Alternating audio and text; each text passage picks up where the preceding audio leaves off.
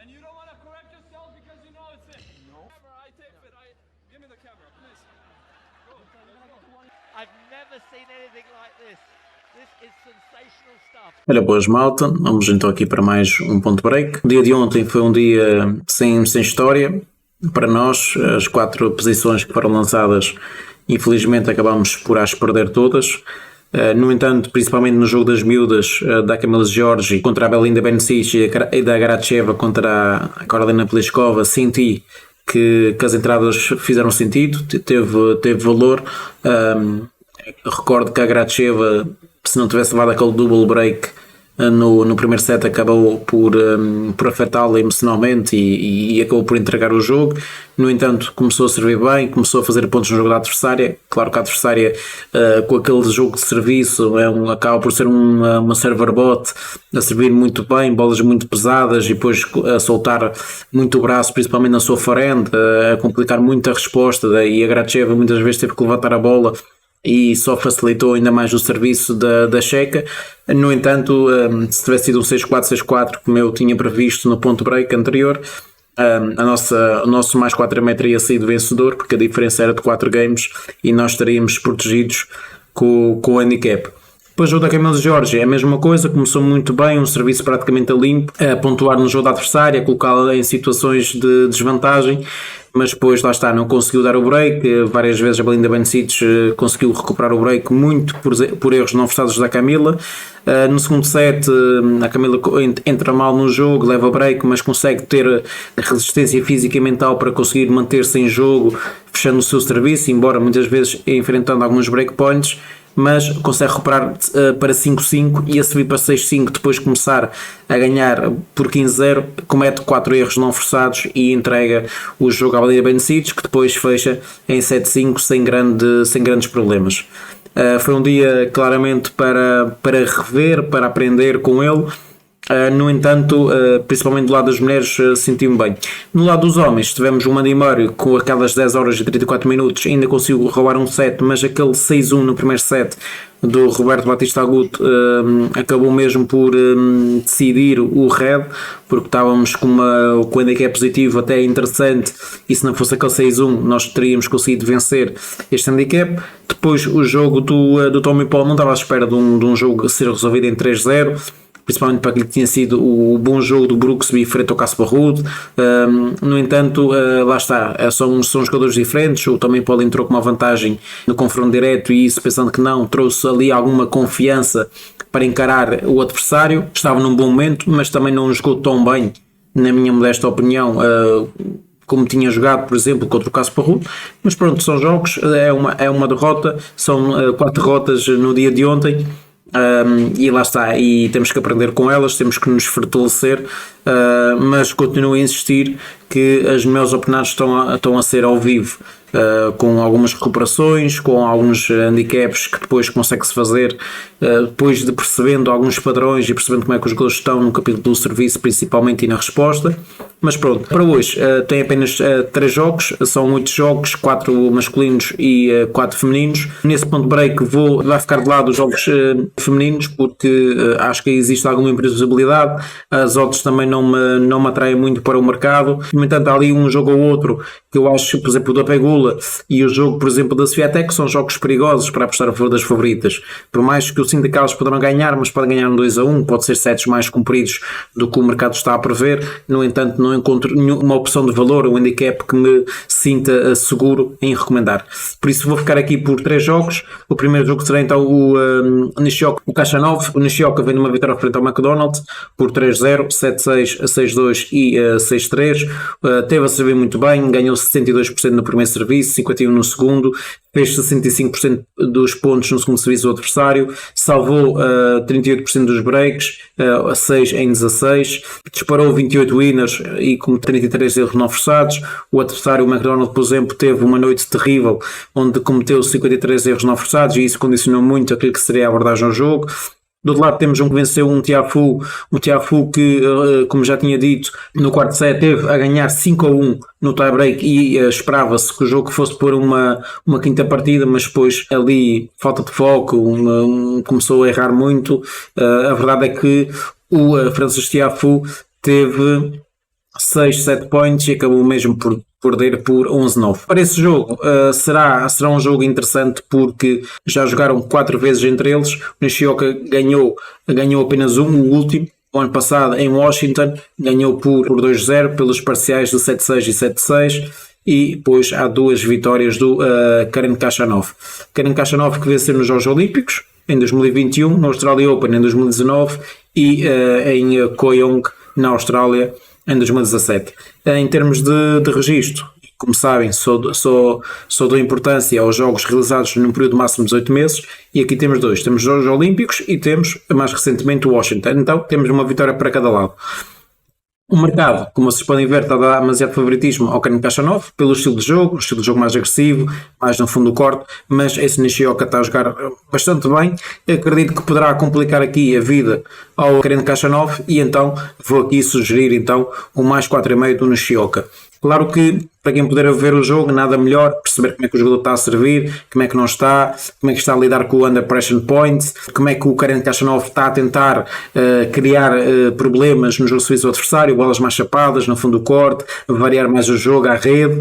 Isso são aspectos importantes para depois pegar aquela entrada. Claro que quem fizer em pré-live está muito dependendo daquilo que é a informação que nós temos e daquilo que são os jogos até aqui, mas cada jogo é um jogo e pode ter um comportamento diferente do que aqueles que existiram até aqui. Depois temos o Roberto Urcas contra o Sebastian Korda. O Roberto Urcas que venceu 3-2 o Shapovalov em 3 horas e 40 minutos.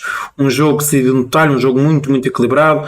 O Shapovalov não entrou tão bem porque começou a perder 2-7-0, mas depois conseguiu recuperar, ganhou o terceiro e o quarto e depois perdeu por falta de pernas, por falta de consistência, perdeu no quinto set. Já o Korda eliminou um dos favoritos ou um dos principais candidatos a vencer o torneio, Daniil Medvedev, por 7-6, 6-3 e 7-6. Não deu qualquer chance ao Daniil Medvedev.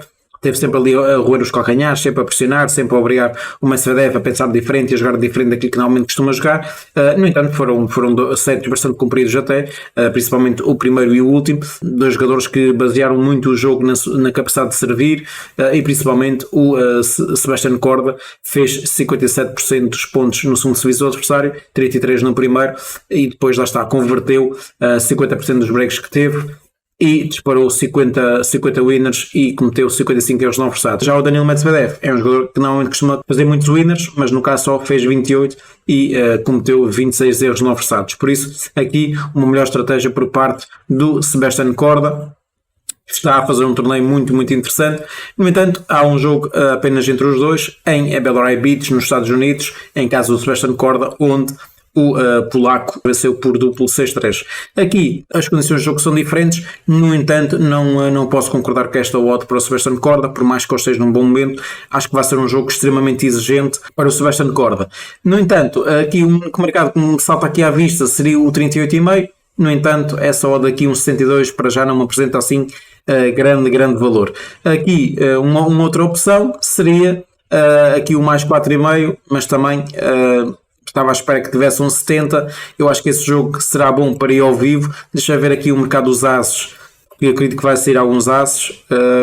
As linhas estão todas muito espremidas também, infelizmente. O mercado dos handicaps é aquele que já vimos.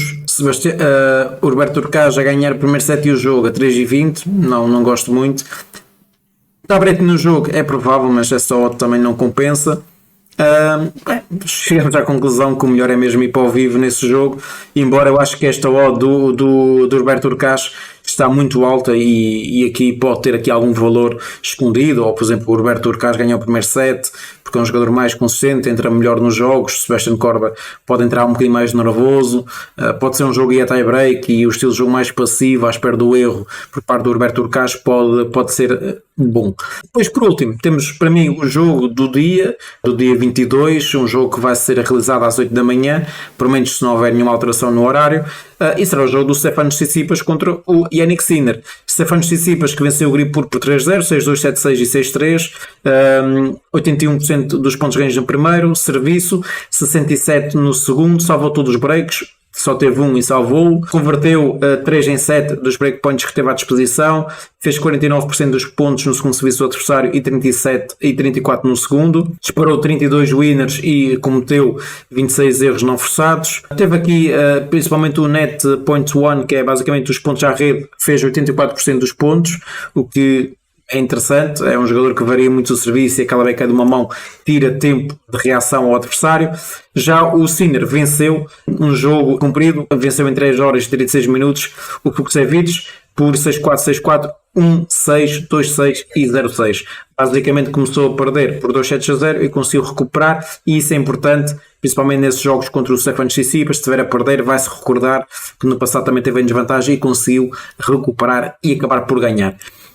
Dizer que o Sinner esteve muito bem, no geral, no serviço esteve bem, 71% de pontos ganhos no primeiro serviço, 45% no segundo, salvou 58% dos breaks que teve contra, converteu 71, 10 em 14, teve 31 winners, mas aqui teve o grande problema do Sinner, ele não teve tão bem no fundo do corte, cometeu muitos erros não forçados, cometeu 52 erros não forçados contra 31 winners. Pior do que ele, só mesmo o Fuksevich teve 26 winners e 57 erros não forçados. Em termos de pontos ganhos à rede, 72% para o Jannik Sinner, por isso aqui os dois jogadores, tanto Stefanos Tsitsipas como Jannik Sinner à rede, costumam ser jogadores consistentes e que normalmente costumam ganhar o ponto na maior parte das vezes. Em termos de confronto direto, uma vitória para o Jannik Sinner em Roma em 2020, em terra batida, e depois temos aqui 4 vitórias do Stefanos Tsitsipas. Aqui o único jogo que eu acho relevante, para além de Roma 2022, mas em terra batida, é uma superfície diferente, com características muito diferentes daquelas que estão a ver em Melbourne Park, é o jogo, o ano passado, no Australia Open 2022, onde o Stefanos Tsitsipas ganhou por 3-0, 6-3, 6-4 e 6-2. No entanto, de lá para cá, muitas coisas mudaram. O Stefanos Tsitsipas já não está tão consciente como no início da época anterior. O Sinner está mais homenzinho, está mais crescido, amadureceu mais no circuito. Também a experiência também ajuda em alguns aspectos. E eu acho que esta odd aqui do Stefanos Tsitsipas está baixa. Com isso não estou a dizer que o Stefanos Tsitsipas não vai ganhar o jogo. O mais certo é ganhar. Agora, no entanto, eu acho que a odd devia estar ali um 60, um 70, seria a odd mais justa na minha opinião. Claro que tem uma grande vantagem no confronto direto, mas só um desses 5 jogos que foram realizados entre os dois é que acaba por ter aqui algum aspecto relevante, que foi exatamente o jogo, o ano passado aqui em Melbourne Park, onde o Stefanos Tsitsipas ganhou por 3-0. No entanto, são jogos diferentes, a bola é mais lenta nesta edição do que na edição do ano passado. Tem a ver com o aspecto também do calor, é preciso perceber essas variáveis todas para tentar conjugar e encontrar aqui um modo de valor. O que é que me parece que poderá acontecer? Será aqui um over 38,5, é uma boa aposta, acho que ambos os jogadores vão ganhar um set, e se vocês forem ver aqui, a Betano acaba por dizer exatamente isso. Ambos os jogadores ganham um set, 1,42, por isso há maior probabilidade de ambos os jogadores ganharem um set, e por isso essa linha do over 38,5 para mim acaba por ser o meu conselho para esse jogo. Outro mercado que poderá ser interessante e esperando algo do Jannik Sinner, pode ser o mais 5,5 ou mais 4,5 do Jannik Sinner, que, pronto, traduzindo a letra, é o pecador. E esperemos que o pecador acabe por conseguir fazer aqui um jogo interessante, um jogo longo, extenso, e que obrigue claramente o Stefanos Tsitsipas a encontrar o seu melhor ténis para levar a melhor.